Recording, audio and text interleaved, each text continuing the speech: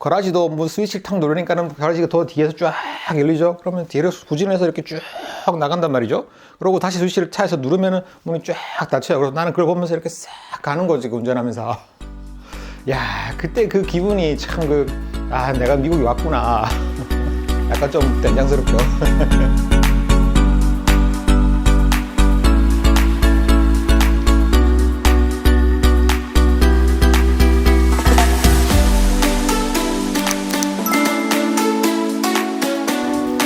안녕하세요, 포틀랜드 현입니다. 저는 제가 살고 있는 주택가에 지금 오늘 나와 있는데요.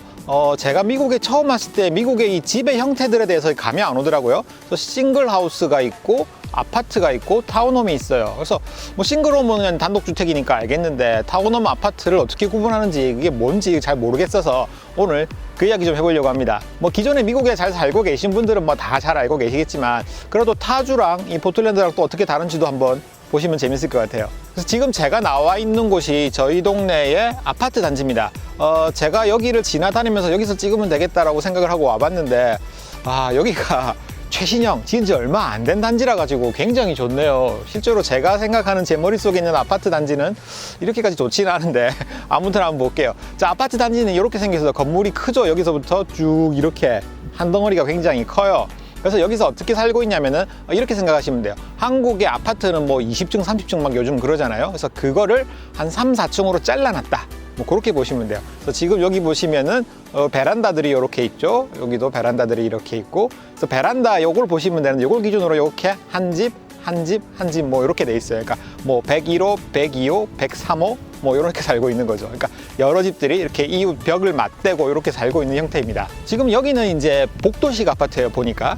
여기도 이제 그 계단식이 있고 복도식이 있어요, 미국도. 지금 여기는 보시다시피 계단이 안 보이죠. 지금 올라가는 위로 올라가는 계단들이, 그러니까 옆으로 이렇게 들어와서 이렇게 들어가는 복도로 쭉 연결되어 있는 그런 형태더라고요. 그래서 일부 다른 조금 연식이 조금 된 아파트들은 보면은 여기 가운데에 이렇게 계단들이 막 보이는 게 있을 거예요. 그래서 이런 큰 건물에 계단이 보인다, 올라가는 계단이 보인다, 그러면은 아파트라고 보셔도 될 것 같습니다. 자, 근데 이 아파트의 단점은 한국도 마찬가지지만 제일 문제가 뭔가요?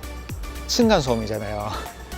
층간소음이 제일 큰 문제인데, 이 아파트가 보기에 저렇게 큼지막하니 멋있는 건물처럼 보여도 저거 나무로 지은 건물이거든요. 목조주택이에요, 이거. 그러니까 옆집, 윗집 뭐 소리가 어마어마하게 많이 들린다고 하더라고요. 제가 직접 살아보진 않았지만은 대부분 다 그거에 대해서 불편을 좀 이야기를 하십니다. 그래서 그런 단점은 좀 있어요. 그리고 이제 주차 문제도 한국 아파트처럼 이제 공용 주차장인데 뭐 지하 주차장 이런 건 없고, 당연히 자기 집에 주차를 할 수 있는 뭐 이런 거는 잘 없어요, 이제. 그래서 거의 입주를 하실 때 보면은 한 가구당 한 대 정도가 될 거예요. 이제 2대를 주차를 하겠다 그러면 추가 요금을 내야 되는 경우들도 있고, 그거는 관리실에 알아보시면 될 것 같습니다. 주차장 한번 볼까요? 자, 이렇게 건물 옆으로 지금 돌아가고 있는 중인데, 보시면은 옆에 이제 출입문이 이쪽에 보이죠? 그래서 이쪽으로 들어가서 위로 올라가야 되는 복도식 아파트예요, 이거는. 여기 출입구가 있네요. 자, 이제 건물 뒤쪽으로 오면 주차장이 이렇게 있습니다. 주차장이 뭐 공용 주차장처럼 이렇게 생겼고, 지금 여기 보시면 지붕이 있는 주차장이 있죠, 여기. 그래서 지붕이 있는 주차장이 있는데, 제가 알기로 이 지붕이 있는 주차장을 쓰고 싶으면은 추가 요금을 내야 되는 걸로 알고 있어요. 한번 볼까요? 뭘 보면 되냐면은 여기 이제 번호가 이렇게 적혀 있어요. 자, 주차장 위에 여기 지붕에 번호들이 적혀 있죠. 그래서 이 번호가 자기 주차장 번호. 그래서 여기 아마 돈을 내고 추가로 하면 여기를 쓸 수 있을 거예요. 그래서 그나마 뭐 비 오는 거는 가릴 수 있으니까 그런 점이 있습니다. 저거 제가 찍던 그 옆에 동인데, 옆에 동도 보시면은 복도식으로 되어 있고, 여기는 보시면은 여기에 들어가는 입구가 하나 보이네요. 여기 가운데 가까이 가서 한번 볼까요? 그래서 여기로 들어가서 여기 가운데 여기가 회색이 계단이죠. 저기 창문 안에 계단이 있는데 보이시려는 모르겠는데 저렇게 안에 계단이 있습니다. 그래서 신형 아파트 단지 되겠습니다.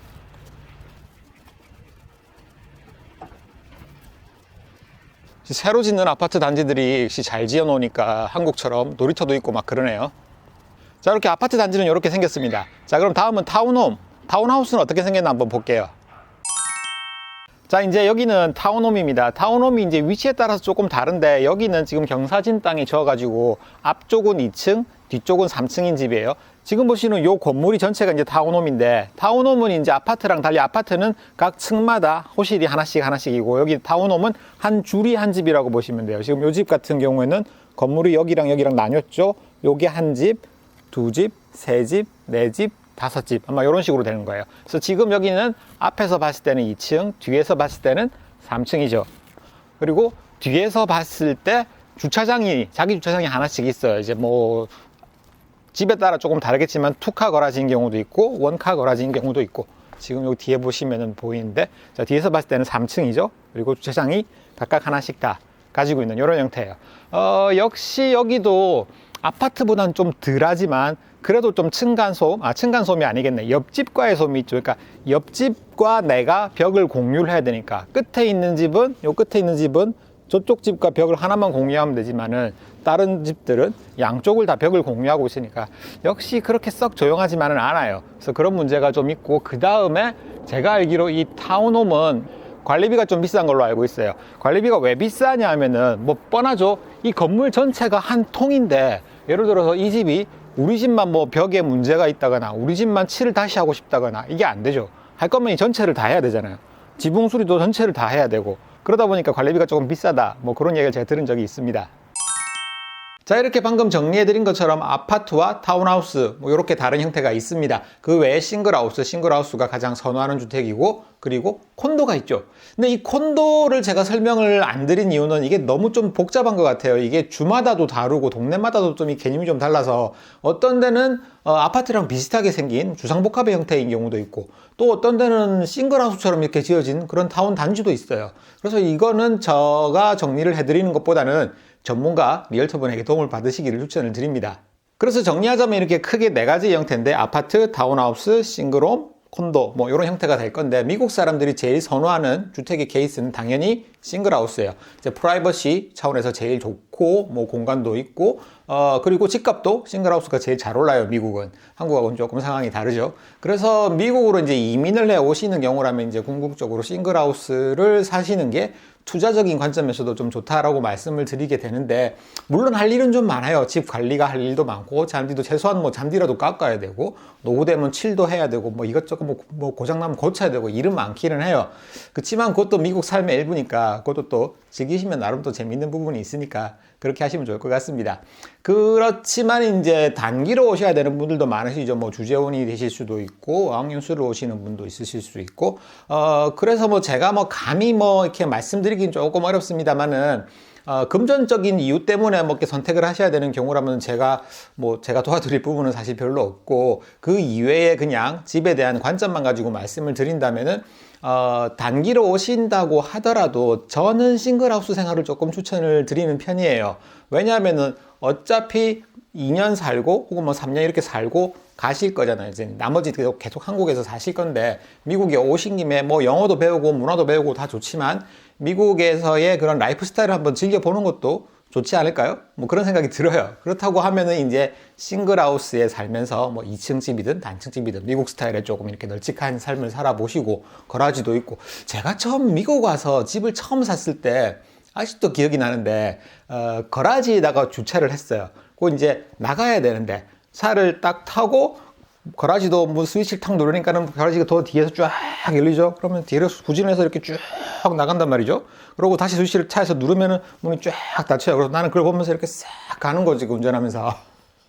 야, 그때 그 기분이 참 내가 미국에 왔구나.